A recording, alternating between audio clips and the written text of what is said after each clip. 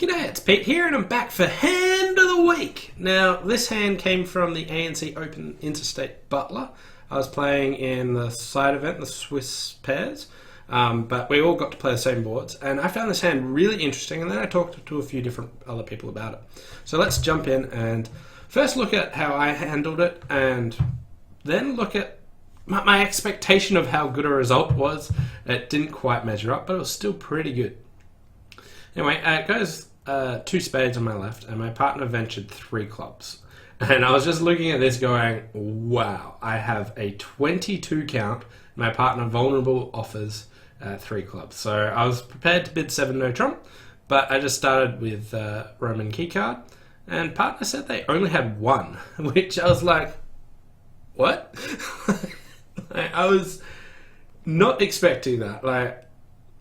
Anyway, I trusted my partner and then decided just to bid 6 no trumps, because why not score those extra 2 imps for it? Anyway, it goes all pass, and we get the 8 of clubs lead, and my partner puts down a very aggressive 3 club overcall. Not really my style, but I haven't seen anyone else bid it. I think it's too weak, but it definitely has some upshot. Anyway, here I am planning 6 no trumps, and if I start with a preliminary count of my winners, I have 7 clubs, 3 hearts, and a spade.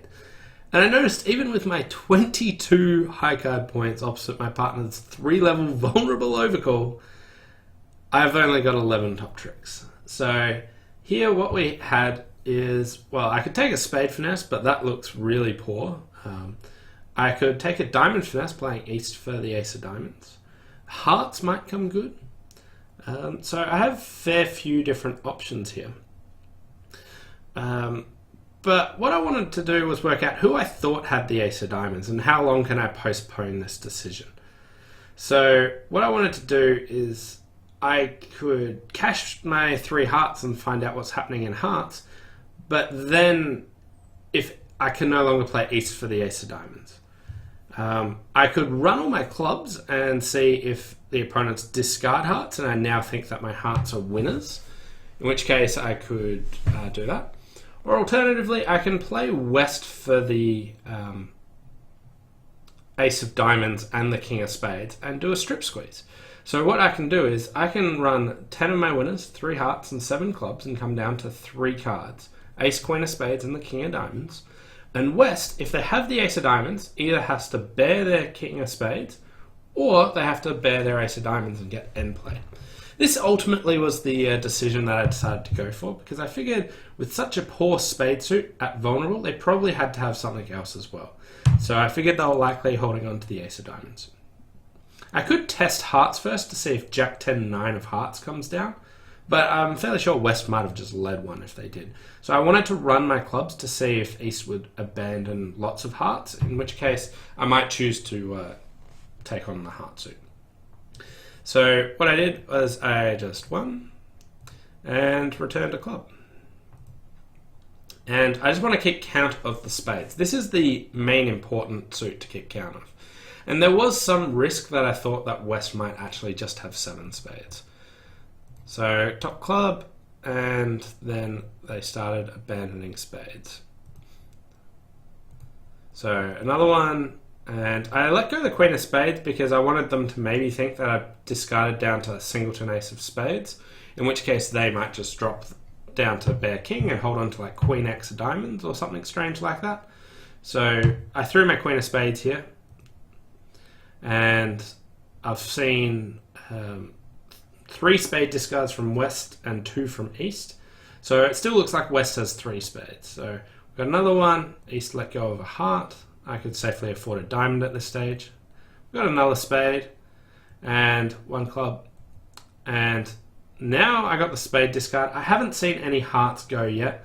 So I discarded a heart now. I could have let go of the diamond now, but I wanted to still keep my option of potentially playing a diamond to the king if I wanted to change my mind.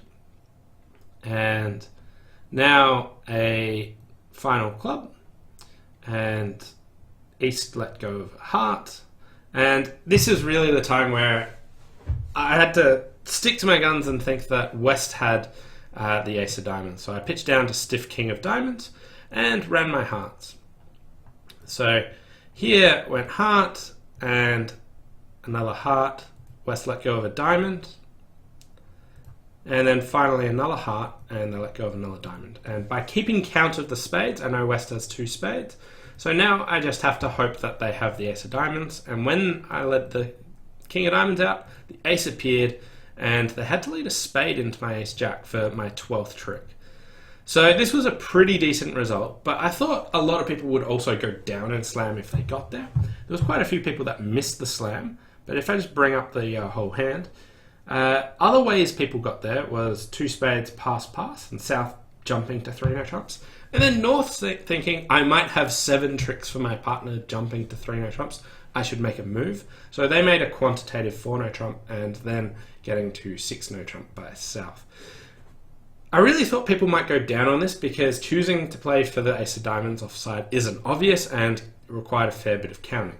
But what I actually noticed was my opponent found a really, really good lead. On a spade lead, I've got 12 tricks. Ace of diamonds or a low diamond, I have my 12 tricks.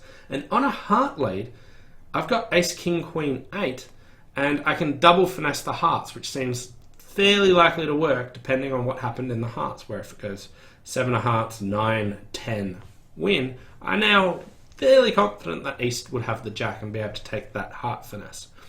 So they found the only lead to give me a genuine problem about how to make this contract, so awesome lead by them. And I really love this hand, so I hope you did too. Thanks for watching, and I'll see you next time. Bye for now.